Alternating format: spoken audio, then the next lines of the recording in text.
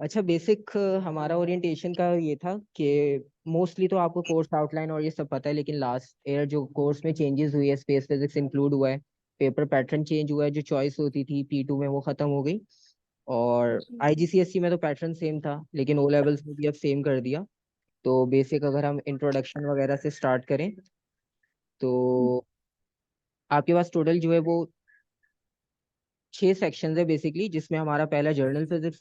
और journal physics में mostly जो हमारा मेन कंसर्न होगा वो फोर्सेस के साथ होगा। यहाँ पर आपके पास जो टॉपिक्स होंगे मोशन से रिलेटेड, फोर्सेस से रिलेटेड, प्रेशर, मास, वॉल्यूम, डेंसिटी, ये सब कॉन्सेप्ट्स आपके पास इंक्लूडेड होंगे। सही। तो ये सारा हमारा मेन फोकस होगा इसमें जर्नल फिजिक्स में। अब इसमें ये कि मोस्टली बुक्स प्रेफर कर रहे होते हैं, तो बुक्स में चैप्टर्स और वो सब उनमें कंफ्यूज नहीं होना। हमने सिलेबस के अकॉर्डिंगली चलना है। हमारा जो सेक्शंस होंगे हम सेक्शंस कवर करेंगे।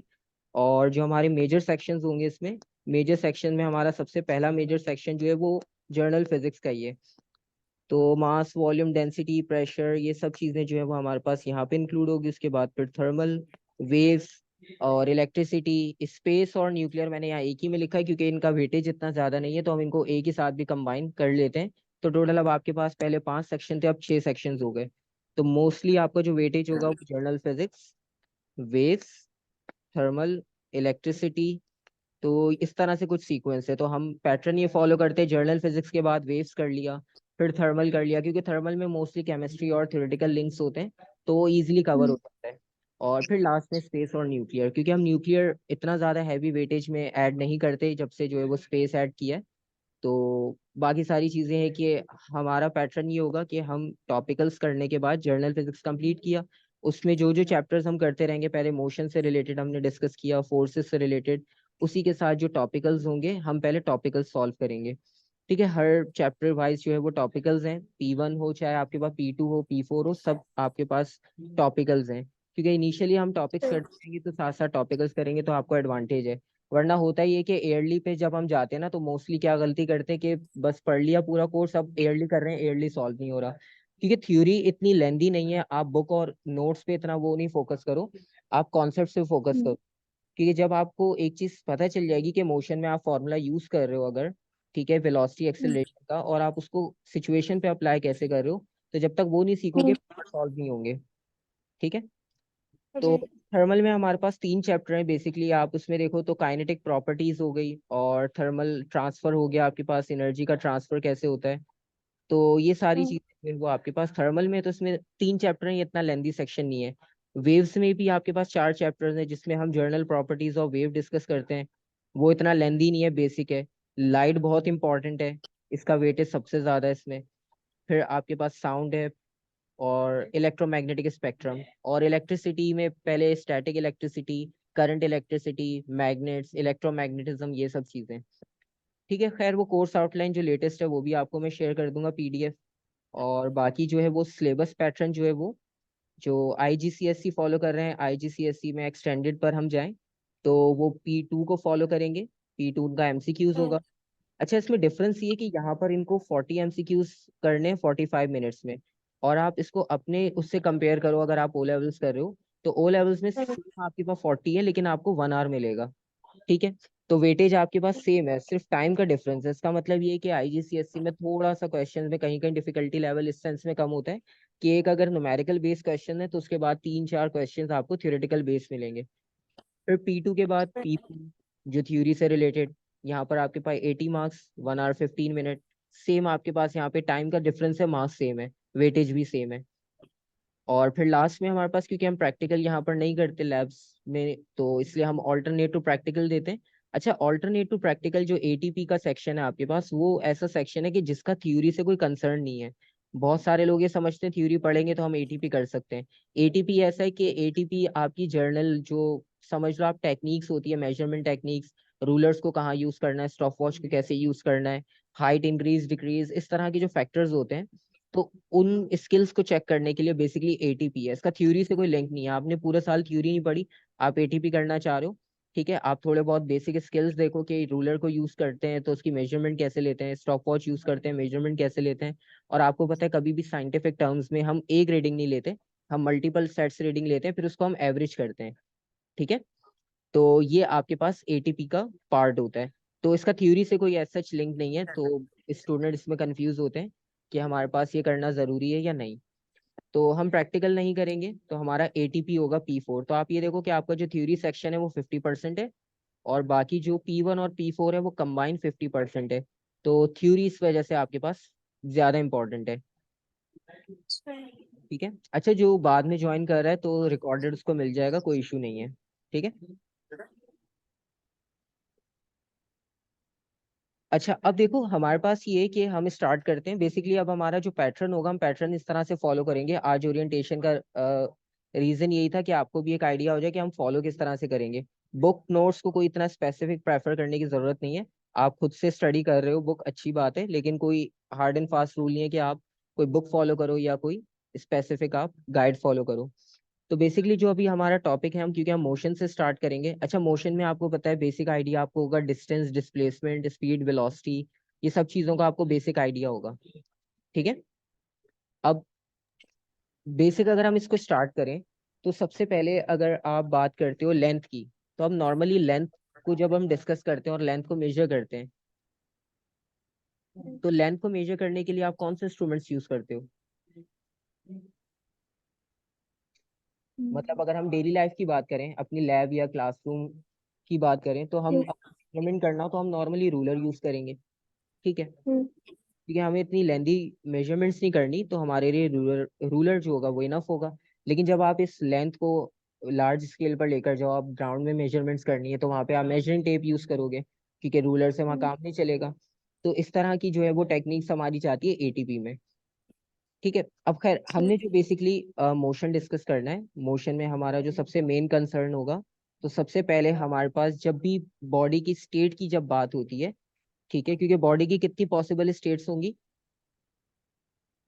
इतना बेसिक कॉन्सेप्ट तो हमने अपने साइंसेज में भी पढ़ा होता है। तो हमारे पास कितनी पॉसिबल स्टेट्स होती हैं? रेस्ट और मोशन।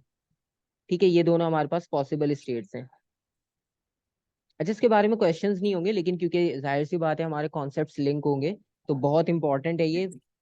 इसका कॉन्सेप्ट इंपॉर्टेंट है आपके पास। इसका क्वेश्चन इस तरह डायरेक्ट नहीं होता कि डिफाइन रेस्ट डिफाइन मोशन, पहले थे अब नहीं होते। ठीक है, अच्छा नॉर्मली आपको पता है कि रेस्ट स्टेट को अगर डिफाइन करना हो तो कैसे डिफाइन करोगे? अब हमें पता तो है कि रेस्ट स्टेट कौन सी होती है, हमें ये भी पता मोशन स्टेट कौन सी होती है, लेकिन एक्सप्लेन कैसे करोगे? बिल्कुल सिंपल करके देखो, अगर आप एक चेयर की एग्जांपल लो, अभी आपके सामने कोई चेयर रखी हो या टैबलेट लैपटॉप की एग्जांपल ले लो, वो आपके सामने जो रखा है उसकी स्टेट क्या है? रेस्ट स्टेट है। ठीक है, अब उसको रेस्ट स्टेट हम क्यों कह रहे हैं? अब नॉर्मली क्या होता है कि हम जब बात करते हैं किसी भी बॉडी की स्टेट की, तो सबसे पहली चीज तो है, किसी भी बॉडी की स्टेट फिक्स नहीं होती।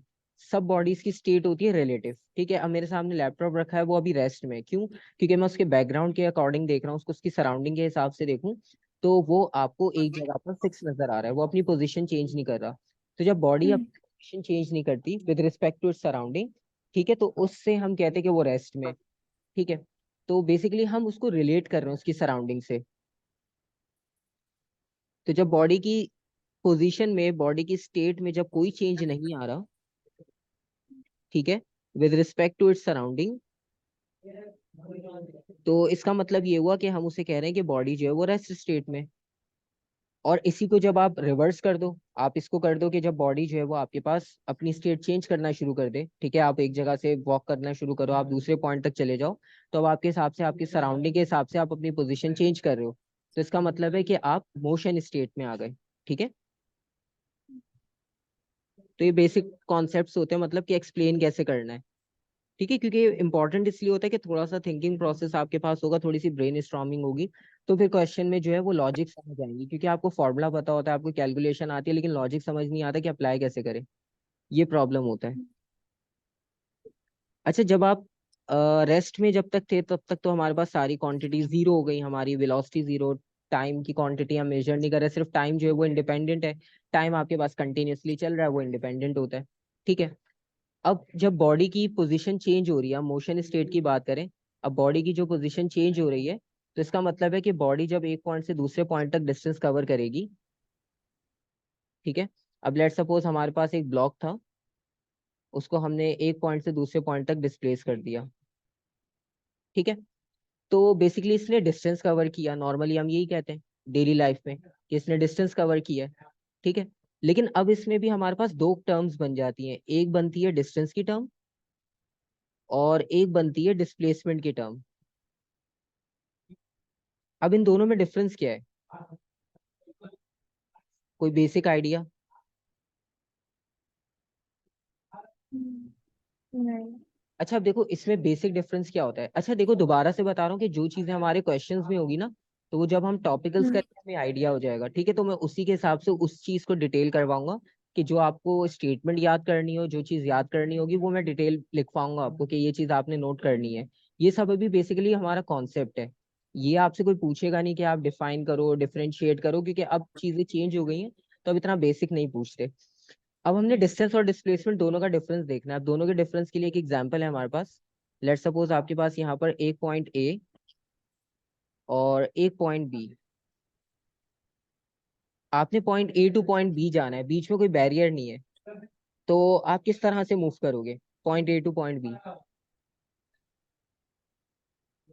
आप कौन सा पाथ फॉलो करोगे पॉइंट ए टू बी? सीधा।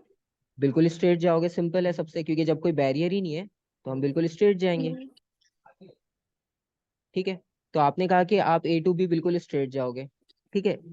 किसी और से क्वेश्चन पूछा, उसने क्या किया, उसने किया कि मैं इस तरह से पाथ उसने फॉलो किया। ठीक है। और एक ने क्या किया, एक ने बिल्कुल ही कर्व फॉलो किया। ठीक है। अब आप देखो तीनों सिचुएशन में क्या हुआ कि हमारी तीनों सिचुएशन में जो ए से बी तक जाना था हमने, वो हम पहुंच गए तीनों पार्ट्स में। ठीक है। लेकिन तीनों में डिफरेंस क्या होगा? अब जब तीनों में डिफरेंस हम कैलकुलेट करेंगे तो तीनों में डिफरेंस हमें ये मिलेगा कि हमारी जो लेंथ थी वो सबसे शॉर्ट कहाँ थी, नंबर टू पे, जो आपने फॉलो की स्ट्रेट वाली। ठीक है। बाकी वन और थ्री में क्या हुआ कि उसमें आपकी लेंथ इंक्रीज हो गई।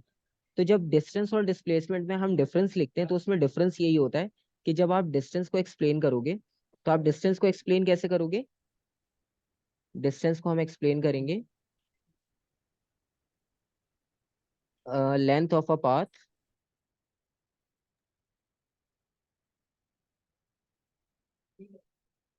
कवर्ड बाय,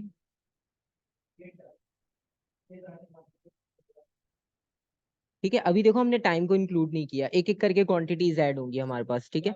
अभी हम सिर्फ लेंथ की बात करें। ठीक है। अब इसमें हमने सिर्फ लिखा length of a path covered by a body. अब इसमें और डिस्प्लेसमेंट में डिफरेंस देखना क्या होगा। अब डिस्प्लेसमेंट में क्या था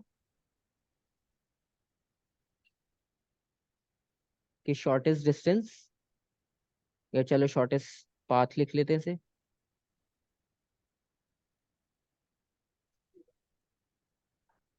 कवर्ड बाय अ बॉडी। ठीक है। अब आपके पास देखो दोनों डेफिनेशंस आ गई।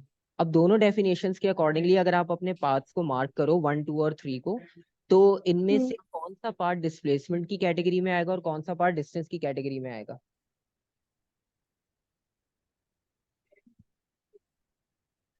वन, पार्ट टू पहले वन की बात डिस्टेंस। करते हैं। ठीक है।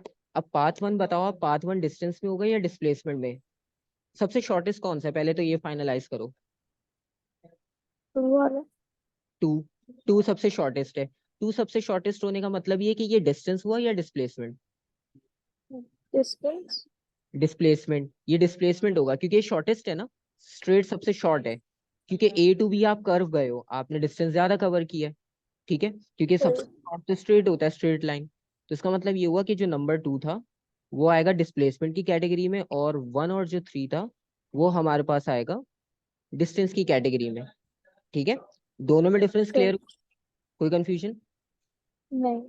और अब क्योंकि जब हम क्वांटिटीज की बात करते हैं तो हर क्वांटिटी को मेजर करने के लिए आपके पास एक यूनिट होना चाहिए। ठीक है। तो अब इनका सिंबल और ऐसा यूनिट देखते हैं। तो जब आप इसकी सिंबल की बात करोगे तो सिंबल में भी आपको आइडिया हो कि हम सिंबल क्या यूज करते हैं। सिंबल हम यूज करते हैं एस। आप एस भी यूज कर सकते हो, डी भी यूज कर सकते हो, कोई रूल नहीं है कि एस ही लिखना है या डी ही लिखना है। दोनों लिखे होते हैं, दोनों यूज कर सकते हो। ठीक है। कोई इस पे आपकी जो है वो मार्क्स की डिडक्शन नहीं होगी। और तीसरी बात, जब आप इनके एसआई यूनिट की बात करोगे तो इनको मेजर करने के लिए वैसे तो बहुत सारे यूनिट्स होते हैं, हम डेली लाइफ में इंचेस सेंटीमीटर्स यूज कर रहे होते हैं, किलोमीटर्स यूज कर रहे होते हैं, लेकिन जो एसआई आपके पास सिस्टम इंटरनेशनल में यूनिट हम यूज करते हैं मेजरमेंट के लिए, वो हम मीटर्स में यूज करते हैं, स्मॉल एम। ठीक है। अब हमारे पास किलोमीटर्स भी आएगा, सब चीजें आएगी, सेंटीमीटर्स भी आएगा, लेकिन हम उसको कन्वर्ट करके मीटर में लेकर आएंगे, वो सारी चीजें हम टाइम टू टाइम डिस्कस कर लेंगे। ठीक है। जिस तरह लेट सपोज अगर सेंटीमीटर की बात करें हम, ठीक है, तो सेंटीमीटर को अगर आपने मीटर में लाना हो, ठीक है, तो आप कैसे कन्वर्ट करोगे? ठीक है। अब इसको देखो, इसकी एक ट्रिक बहुत आसान सी है। आपने जब भी यूनिट कन्वर्जन करनी हो ना, आप ये देखा करो कि आप बड़े यूनिट से छोटे यूनिट में जा रहे हो या छोटे यूनिट से बड़े यूनिट में आ रहे हो। अब सेंटीमीटर से हम मीटर में जा रहे हैं, तो हमारी कन्वर्जन कैसी होगी?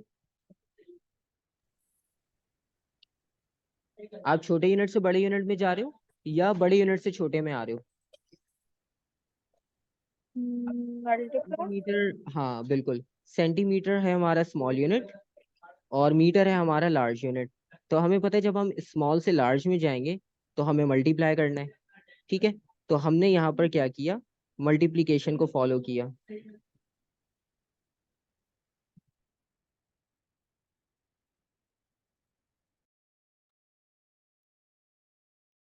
ठीक है। तो यहाँ पर हम मल्टीप्लाई करेंगे। अब मल्टीप्लाई किससे करना है? अब आपको पता है कि 1 मीटर में कितने सेंटीमीटर्स होते हैं? 100 होते हैं। ठीक है। सेंटी का मतलब ये होता है कि उसकी वैल्यू होती है 100। किलो का मतलब होता है 1000। तो जब किलोमीटर होगा ना तो आप 1000 से करोगे, तो किलोमीटर से मीटर में आना हो 1000 से मल्टीप्लाई करना है। ये बेसिकली प्रीफिक्सेस हैं। मीटर तो लग रहा है ना, सेंटीमीटर में भी मीटर है, किलोमीटर में भी मीटर है, मिलीमीटर में भी मीटर है। ठीक है। अब सेंटी का मतलब होता है कि 10 की पावर आपके पास 2, यानी 100। किलोमीटर का मतलब होगा, सेंटीमीटर का मतलब हुआ आपके पास, आप इसे मल्टीप्लाई कर रहे हो 100 से। और किलोमीटर का मतलब ये हुआ कि किलो का मतलब है 1000, आप मल्टीप्लाई करोगे 1000 से। ठीक है। तो यहाँ पर सिंपल आप क्या करोगे, आपने मल्टीप्लाई करना है बाय 1000, सॉरी 100, जब सेंटीमीटर की बात होगी। तो ये यूनिट कन्वर्जन आप टाइम के साथ सीख जाओगे, कोई जबरदस्ती नहीं है कि अभी सारे यूनिट्स याद करके आओ। ठीक है। कोई मसला नहीं है। कॉन्सेप्ट क्लियर रखो, ये कैलकुलेशन कोई मसला नहीं है, टाइम के साथ खुद ही आ जाएगी कैलकुलेशन करते हुए।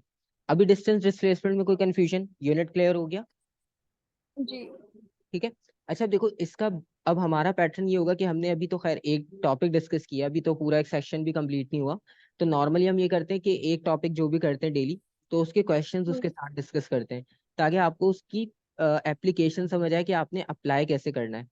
अब नॉर्मली जैसे ये क्वेश्चन है, ठीक है, पूरा क्वेश्चन भले सॉल्व नहीं करें, लेकिन जो बेसिक चीजें हम वो देखेंगे जो हमारे टॉपिक से रिलेटेड है। ठीक है। अच्छा ये सारी जो है वो पीडीएफ कंप्लीट मेरे पास कंपाइल है। ठीक है। प्रिंट आउट्स भी मैं अकॉर्डिंगली जितने स्टूडेंट्स की क्वांटिटी होगी उसके अकॉर्डिंगली भी करवा दूंगा। तो आपको पास पेपर, बुक, नोट्स कुछ भी करने की जरूरत नहीं है। ठीक है। आप सारी चीजें इसमें करो, सारे पास पेपर्स इसी में, टॉपिकल्स हैं, और टॉपिकल से आपको आसानी होगी जब आप टॉपिकल कर लोगे ना, और उसके बाद जब पास पेपर्स देखोगे तो वही सारे क्वेश्चंस पास पेपर्स में होंगे जो टॉपिकल्स में है। तो इनडायरेक्टली हमारी पास पेपर्स की प्रिपरेशन भी हो जाएगी। फिर पास पेपर्स हमारा करने का रीजन ये होगा कि हम टाइम मैनेजमेंट भी सीखें, कि हम टाइम पे कर पा रहे हैं चीजें या नहीं कर पा रहे, ये भी इंपॉर्टेंट होता है। ठीक है। तो आपको कुछ भी करने की जरूरत नहीं है, इस पीडीएफ की प्रिंट आउट में आपको सब मिल जाएगा। आपने कोई बुक, नोट्स कुछ भी करने की जरूरत नहीं है एडिशनल। अच्छा अब इसमें क्वेश्चन देखते हैं हम नॉर्मली, कि इसमें आपके पास एक town A to town B तक आपको एक रूट दे दिया, और उन्होंने आपसे ये कहा कि इसमें एक जो बॉक्स है वो 5 किलोमीटर्स का है। ठीक है। एक लार्ज बॉक्स हमारा 5 किलोमीटर का यहाँ पे मेंशन है। अच्छा नॉर्मली ये होता है कि डायग्राम्स में कभी कभी लिखा होता है कि नॉट टू स्केल, तो वो आपको सिर्फ एक्सप्लेनेशन के लिए गिवन होती है, आपने उसकी एक्चुअल मेजरमेंट नहीं करनी होती, क्योंकि बहुत सारी डायग्राम्स ऐसी होती है जिसमें हम रूलर से मेजरमेंट करते हैं। ठीक है। तो अब बेसिकली क्वेश्चन देखते हैं कि आपके पास ये कि the journey involves a distance and a displacement. आपके पास इसमें डिस्टेंस भी हो रहा है और डिस्प्लेसमेंट भी हो रहा है, दोनों चीजें हैं। अब क्वेश्चन ये, using the scale on figure 1.1 determine the displacement in travelling from A to B. आपने डिस्प्लेसमेंट फाइंड करना है सबसे पहले। अच्छा उन्होंने डिस्टेंस क्यों नहीं पूछा? डिस्टेंस भी तो पूछ सकते थे, town A to town B. अब डिस्टेंस क्या होता है? डिस्टेंस कोई भी पाथ हो सकता है।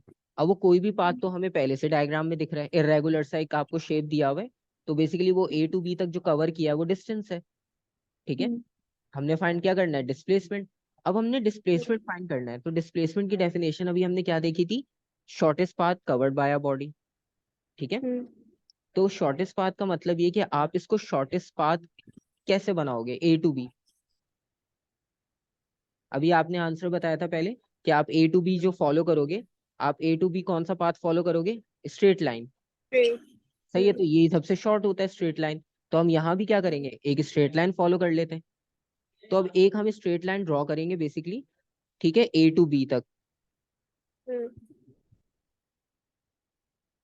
तो बेसिकली यहाँ से हमारी ए टू बी तक एक स्ट्रेट लाइन फॉलो होगी। ठीक है, ये हमारी होगी डिस्प्लेसमेंट। अच्छा, अब उन्होंने कहा कि using the scale on figure 1.1। अब आपने डायरेक्शन तो बता दी। अब ये देखो, उन्होंने दो चीजें पूछी है, size of displacement, direction of displacement. ठीक है, डायरेक्शन ऑफ डिस्प्लेसमेंट जो है वो कैसे पता चलेगी, उन्होंने देखो आपको नॉर्थ साउथ भी दिया है। अब यहाँ पे राइट पे आपके ईस्ट है, ऊपर नॉर्थ है, हम कहाँ जा रहे हैं, इसके मिड में जा रहे हैं। ना हम एग्जैक्ट ईस्ट पे जा रहे हैं, ठीक है, ना हम एग्जैक्ट नॉर्थ पे जा रहे हैं, बेसिकली हम कहाँ जा रहे हैं, नॉर्थ ईस्ट में, दोनों के मिक्स में। ठीक है, तो बेसिकली डायरेक्शन तो हमने जल्दी से आइडेंटिफाई कर ली कि नॉर्थ ईस्ट है।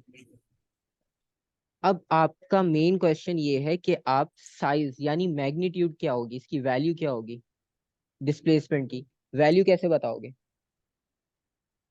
देखो, हिंट आपको क्वेश्चन में मिलती है।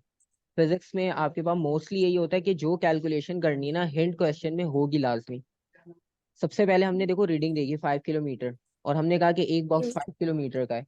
ठीक है, तो हमें क्या करना होगा बेसिकली, हमने ए टू बी देखना है कितने बॉक्सेस कवर हो रहे हैं, कितने बॉक्सेस कवर हुए हमारे पास, ये रहा 1, 2, 3 और 4, 5, मतलब सारे ही बॉक्सेस उसने कवर किए हैं 1 बाय 1। ठीक है, फिर जब आप स्ट्रेट जाओगे तो आप 1 बाय 1 सारे बॉक्सेस फॉलो करोगे। तो आपने क्या करना है, आपने बॉक्सेस काउंट किए। ठीक है, 1, 2, 3, 4, 5, 6, 7, 8, 9, 10, 10 बॉक्सेस हैं। तो इसका मतलब ये हुआ कि आपके पास 10 बॉक्स थे, और एक बॉक्स 5 किलोमीटर्स का था। तो आपने सिंपल उसको 5 किलोमीटर से मल्टीप्लाई करना है और आपका आंसर आ जाएगा 50। सिंपल सा आंसर है कि 50 किलोमीटर जो है वो हमारा डिस्प्लेसमेंट होगा। ठीक है, अच्छा, अब इसी को बस कंप्लीट करेंगे, आज ज्यादा डिटेल डिस्कस नहीं करेंगे, बस इसी टॉपिक को डिस्कस करेंगे। अच्छा, अब इन दोनों में आपको एक डिफरेंस तो पता चल गया कि दोनों में स्पेसिफिक डिफरेंस है, कि एक शॉर्टेस्ट है, एक आपके पास रैंडम है। तो जब आप शॉर्टेस्ट जाते हो तो शॉर्टेस्ट जाने में क्या होता है कि आपकी एक स्पेसिफिक डायरेक्शन होती है। ठीक है, तो स्पेसिफिक डायरेक्शन होने का मतलब ये कि आपके पास दो क्वांटिटीज होती हैं, दो तरह की। हमारे पास जो भी फिजिकल क्वांटिटी आएगी वो इनमें से एक कैटेगरी में लाई करती है। एक को हम कहते हैं स्केलर, एक को हम कहते हैं वेक्टर। स्केलर क्वांटिटीज वो होती हैं कि जिसमें आपको सिर्फ मैग्नीट्यूड रिक्वायर्ड हो। जिस तरह हमारा मास हो गया, मास की कोई डायरेक्शन नहीं होती, सिर्फ मैग्नीट्यूड होता है, प्लस ऐसा यूनिट, ये तो कंपलसरी है। वेक्टर में आएंगे हम, वेक्टर में क्या होगा, magnitude plus direction plus unit. ठीक है, तो बेसिकली अब अगर हम डिस्टेंस और डिस्प्लेसमेंट को इस कैटेगरी में रखना चाहें, तो डिस्टेंस को हम किस कैटेगरी में रखें, स्केलर में या वेक्टर में। वेक्टर। किसको, डिस्टेंस को या डिस्प्लेसमेंट को। देखो, डायरेक्शन किस में इंपॉर्टेंट थी, अभी हमने इस क्वेश्चन में भी किया। तो हमने डिस्प्लेसमेंट में एक स्पेसिफिक डायरेक्शन फॉलो करी, स्ट्रेट। तो इसका मतलब ये हुआ कि डिस्प्लेसमेंट हमारे पास क्या होगा, वेक्टर या स्केलर। वेक्टर। तो डिस्प्लेसमेंट आएगा वेक्टर में। अच्छा, ये चीजें अभी लग रहा होगा कि इतनी सारी किस तरह से ये ऐड होती जा रही हैं। अब ये स्केलर, वेक्टर और ये यूनिट है ना, ये जब हम हर क्वांटिटी के लिए बार बार लिखेंगे ना, तो ये चीजें आपको यूज हो जाएंगी कि हाँ ये तो कंपलसरी है तो करना है, वरना नहीं भी करोगे क्वेश्चन करके खुद ही आ जाएगा। ठीक है, क्योंकि अभी तो ओरिएंटेशन है बेसिकली, हमने इसमें ये नहीं करना कि बस जो पढ़ा है उसका टेस्ट देना आपने। और स्केलर में आएगा आपके पास डिस्टेंस। ठीक है, ये डिफरेंस आ गया एक और। अब आपके पास देखो, वो स्केलर वेक्टर का डिफरेंस नहीं पूछते, इसको इनडायरेक्टली पूछते हैं। उन्होंने आपसे क्या पूछा, state how distance differs from displacement. ठीक है, अब आप क्या करोगे, आपने यहाँ से देखा कि आपको पता है स्केलर जो है वो डिस्टेंस स्केलर की कैटेगरी में आता है, डिस्प्लेसमेंट वेक्टर की कैटेगरी में आता है। ठीक है, तो आपने इसका सिंपल आंसर लिखना है। अब वैसे देखो यहाँ पर 1 मार्क है, तो इसका मतलब ये है कि आप किसी एक के रेफरेंस से भी लिखोगे आपको 1 मार्क मिल जाएगा। ठीक है, आपको बहुत ज्यादा एग्जैजुरेट करने की जरूरत ही नहीं है। तो आप यहाँ पर लिखोगे कि distance is a scalar quantity